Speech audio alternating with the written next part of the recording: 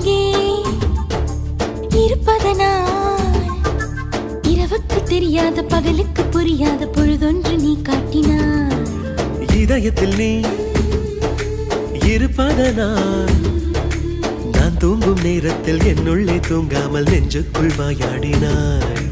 கண்ணாடி நீ கடிகாரம் நான் உன்னுள்ளே ஓடோடி வாழ்வே. காதல் எனும் கடுதாசி நீ என்றென்றும்